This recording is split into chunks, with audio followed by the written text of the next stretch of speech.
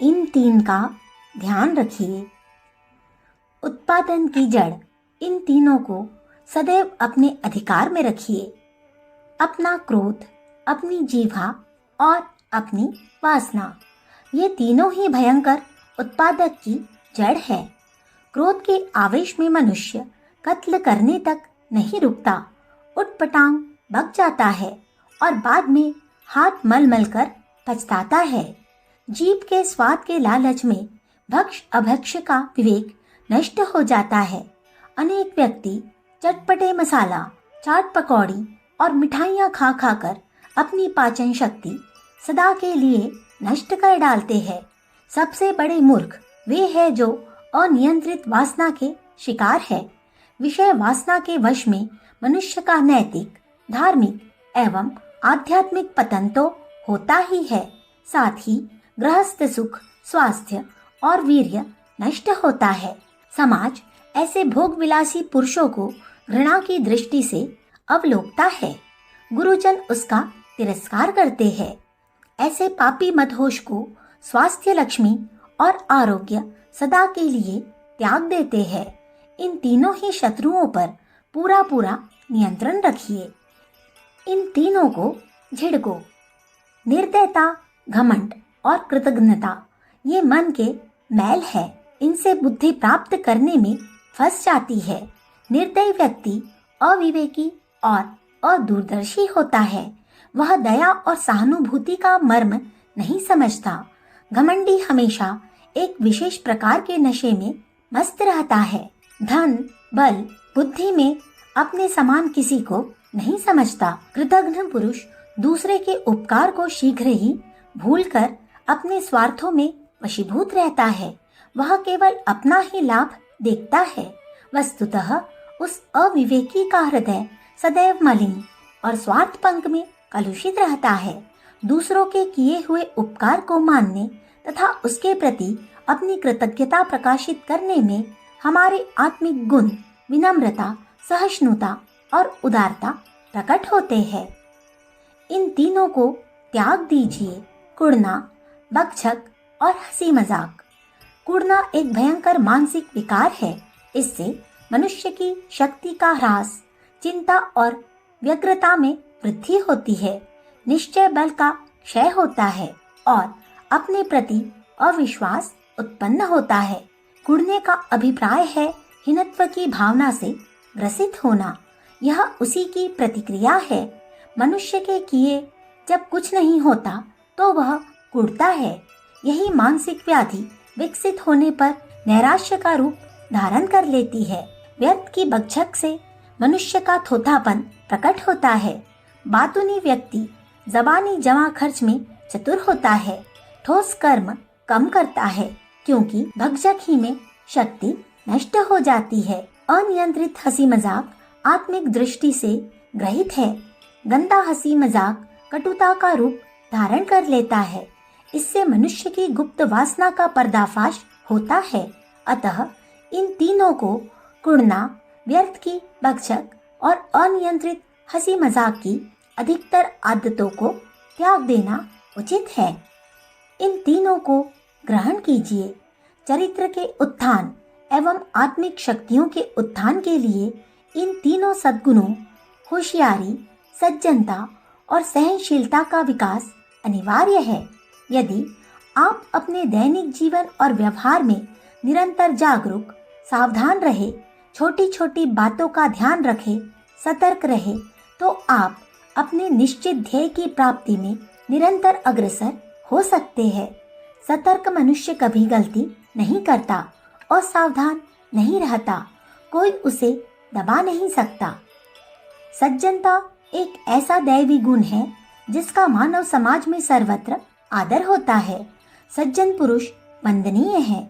वह जीवन पर्यंत पूजनीय होता है। उसके चरित्र की सफाई, मृदुल व्यवहार एवं पवित्रता उसे उत्तम मार्ग पर चलाती है।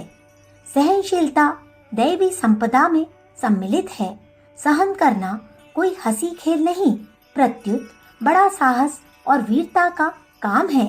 केवल महान आत्माएं ही सहनशील होकर अपने मार्ग पर निरंतर अग्रसर हो सकती है। इनके अतिरिक्त इन तीनों पर श्रद्धा रखिए: धैर्य, शांति, परोपकार। इन तीन को हासिल कीजिए: सत्यनिष्ठा, परिश्रम और अनवरतता। सत्यनिष्ठ व्यक्ति की आत्मा विशालतर बनती है।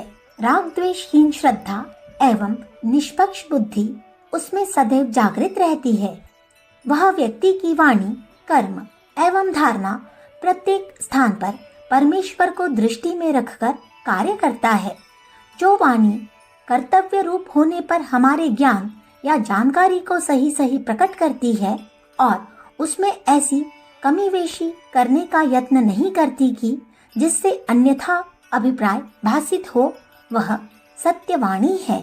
विचार में जो सत्य प्रतीत हो, उसके विवेकपूर्ण आचरण का नाम ही सत्य कर्म है।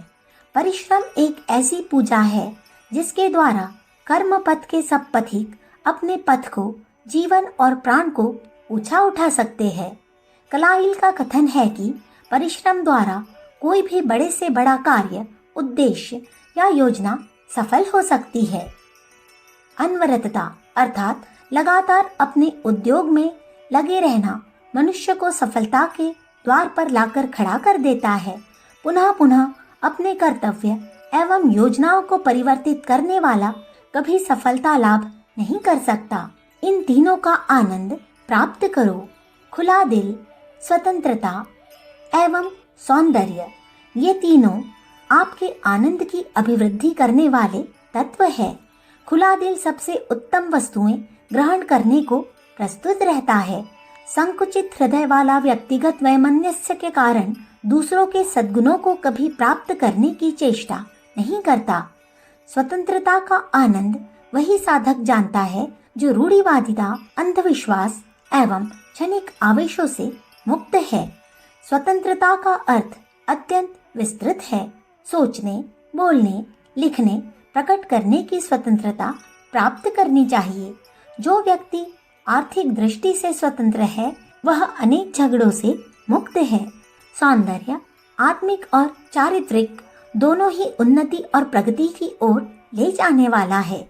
यदि सौंदर्य के साथ कुरुचि और वासना मिश्रित हो जाएगी तो वह अपना वास्तविक अभिप्राय नष्ट कर देगा। सौंदर्य के साथ सुरुचि का समावेश होना चाहिए। आप सौंदर्य की जिस रूप में पूजा करें, यह स्मरण रखिए, वह आप में शुभ भावनाएं प्रेरित करने वाला, सत प्रेरणाओं को उत्पन्न करने वाला हो। इन तीनों के लिए लड़ो: इज्जत, देश और मित्र। इनकी प्रतिष्ठा आपकी अपनी इज्जत है। यदि आप में स्वाभिमान है तो आपको इन तीनों की रक्षा अपनी संपूर्ण शक्ति से करनी चाहिए। इन तीनों की चाह करो: निर्मलपन, भलापन और आनंदी स्वभाव।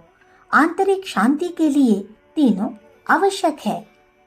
इन तीनों को स्मरण रखो: आरोग्य, सुमित्र और संतोष वृत्ति। ये तीनों ही आड़े समय काम में आने और रक्षा करने वाले हैं। चाहे अन्य बातों में आप पीछे रहे, किंतु इन स्वास्थ्य और आरोग्य संपादकों को प्राप्त करते रहिए। सच्चा मित्र जीवन का सबसे बड़ा हितैषी और सहायक है। संतोष वृत्ति मन शक्ति को परिपुष्ट करने, आंतरिक समस्वरता को प्रदान करने वाली परम औषधि है। इन तीनों को प्राप्त करो: अच्छी पुस्तक, अच्छी सोबत और अच्छी आदतें। अच्छे उपयोगी चरित्र का परिष्कार एवं आत्म सुधार करने वाले सद्ग्रंथ जिस व्यक्ति के पास है, उसे अकेलापन, नीरसता, शुष्कता कभी न प्रतीत होगी। पुस्तकें सदा सर्वदा 24 घंटे का आत्म सुधार करने के लिए प्रस्तुत है। आपकी सत शिक्षाएं देने को मौजूद रहती है। इनके सत्संग से अनेक साधारण व्यक्ति महत्ता प्राप्त कर सकते हैं। सत साहित्य से समाज के ज्ञान का संवर्धन, चरित्र का संशोधन होता है। उच्च कोटि के साहित्य से ही घर की शोभा है। महात्मा गांधी जी ने कहा है, अच्छी पुस्तकों के पास रहने से हमें अपने भले मित्रों के साथ न रहने की कमी नहीं खटकती। जितना ही मैं उत्तम पुस्तकों का अध्ययन करता गया, उतना ही मुझे उनकी विशेषताएं मालूम होती गई। जिसे पुस्तक पढ़ने का शौक है वह सब जगह सुखी रह सकता है। लोकमान्य तिलक के अनुसार मैं नर्क में भी उत्तम पुस्तकों का स्वागत करूंगा, क्योंकि इनमें वह शक्ति है कि वे जहाँ होंगी वहाँ आप ही स्वर्ग बन जाएगा। अच्छी पुस्तकें ही अच्छी सोबत और अच्छी आदतें प्रदान कर सकती है। अखंड ज्योति, फरवरी सन 1950, पृष्ठ संख्या 13, 14, 15। हमारे YouTube चैनल विचार क्रांति दूत अखंड ज्योति पत्रिका को सब्सक्राइब करें एवं अगली वीडियोस प्राप्त करने के लिए बेल आइकन दबाएं। धन्यवाद।